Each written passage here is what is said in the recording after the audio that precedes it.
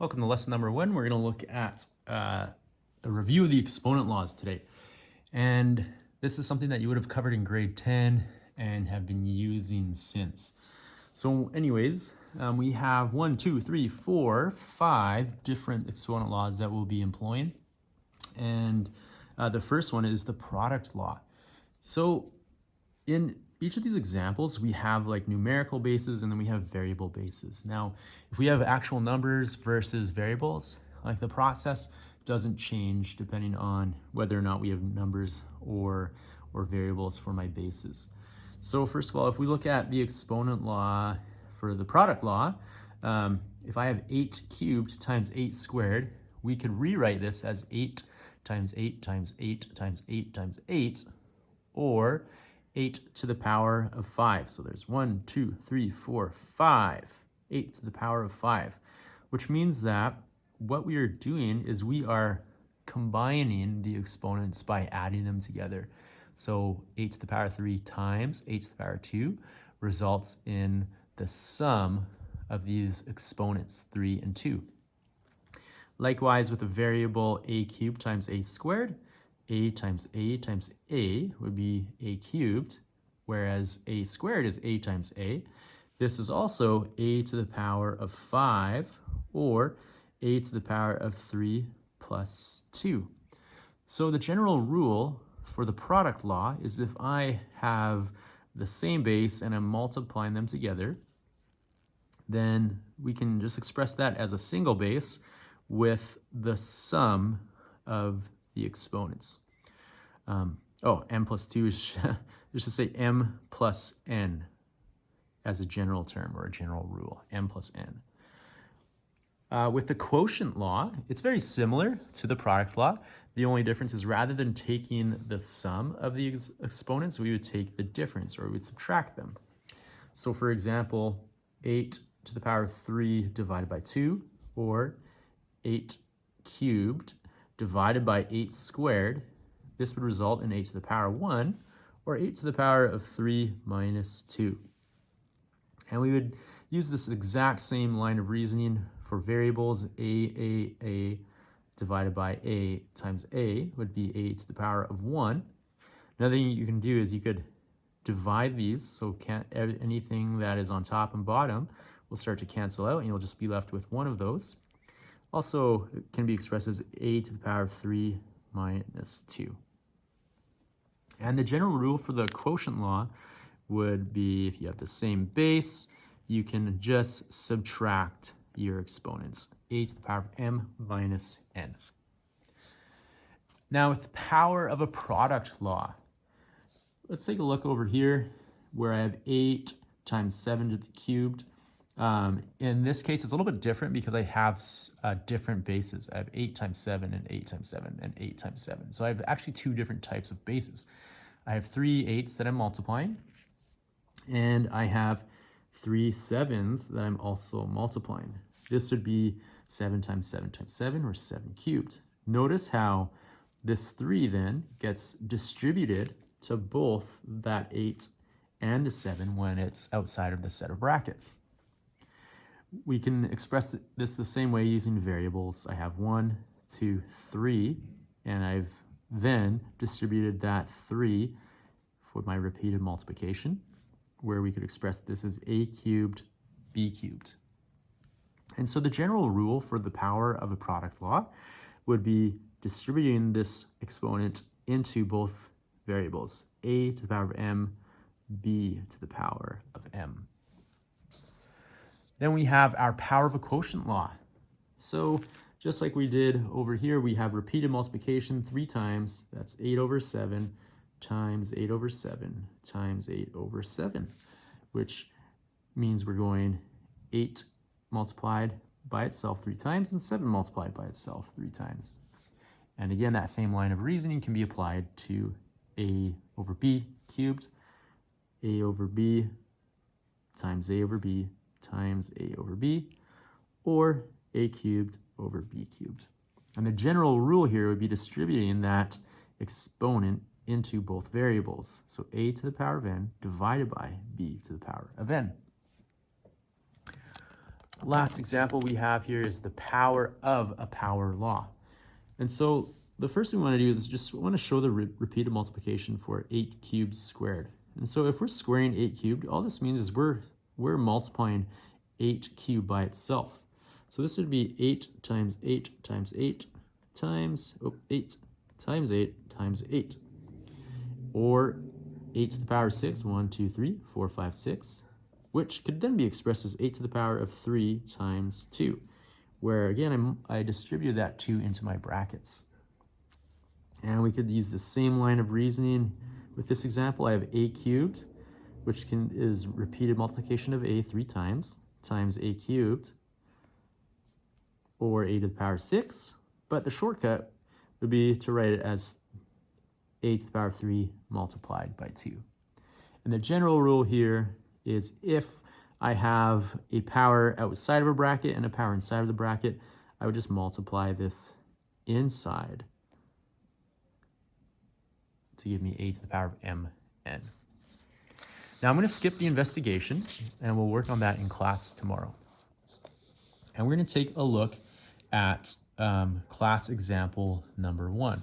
In class example number 1, we want to write the following in radical form, and we want to evaluate without using a calculator. We want to verify with a calculator as well. Now, in the investigation, what we're going to find is there's a general rule that would express something like this. Let's say the square root of a as being equivalent to a to the power of 1/2, where the index would become a rational denominator for a variable. So with this example, 25 to the power of 3/2, we can rewrite this as the square root of 25 to the power of 3, which we could simplify as 5 cubed, or 125. So this is without using a calculator. Example B here, we have 1,000 to the power of 4/3.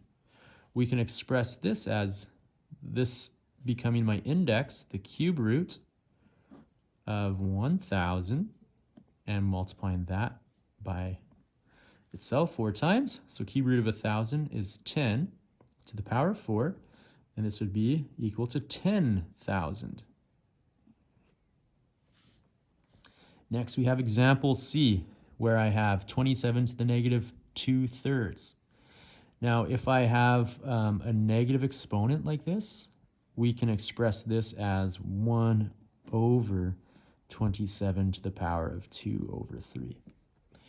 And then I can express this as 1 over the cube root of 27 squared, which would be equal to 1/3 squared, or 1/9. And yeah, I'll do the other examples in class if you'd like some more support with these types of questions. Next, we're going to look at class example number 2. So we want to write an equivalent expression using radicals. So now we're just going the other way. So rather than expressing these as as we just did, we're going to express these as equivalents. We're going to write the following radical form. Oh, I gotta move my camera up. There we go.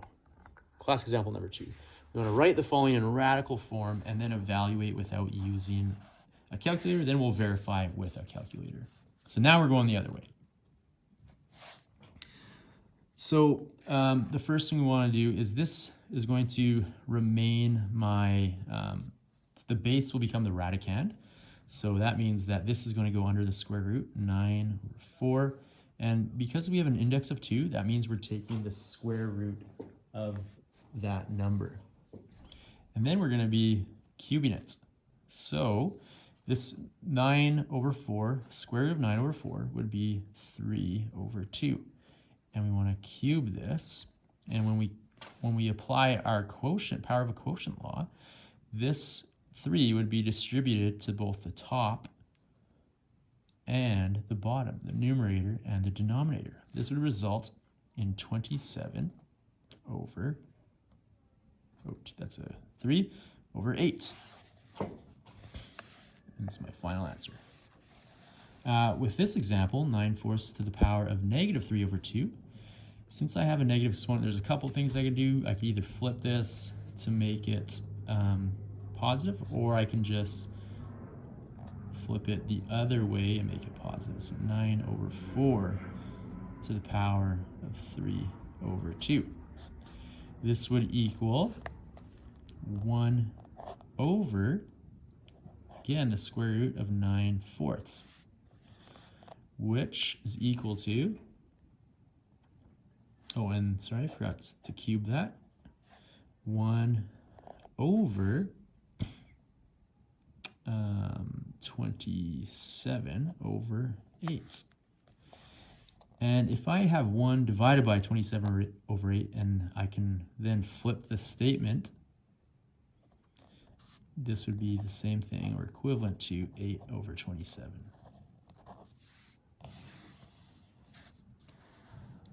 Now we're going to write an equivalent expression using radicals. So I have r to the power of 1 over 3. So r to the power of 1 over 3. So this will become my index, and this will become my exponent. This is equal to the cube root of r. Next, I have s to the power of 4 over 7. So this becomes my index. So this would be the 7th root of s to the 4th power. Now, another way we can write this is like this, where we have the 7th root of s to the power of 4, where this exponent is part of the radicand. But either one of these is correct. This next example, t to the negative 1/6. This is the same thing as saying 1 over t to the 1 over 6. And we can express this as 1 over the 6th power of t. Now, we want to consider these powers, and we want to explain why 3 of the above powers can be calculated, but the other has no meaning. So let's see if we can calculate, which ones we can actually calculate. So for example, this first one, we would have 3 root 64 squared. So we could calculate this, like the cube root of 64 is 4, and then if we square that, we get 16, which is pretty reasonable. This one over here, we can work with the cube root of negative 64, which is fine. We get a negative value, still a negative 4, and then we could square that, and we get positive 16. This one here, we would get the square root of 64, index 2, and then we cube root that, and that's fine. We would get an answer for that as well. And over here, D, we get the square root of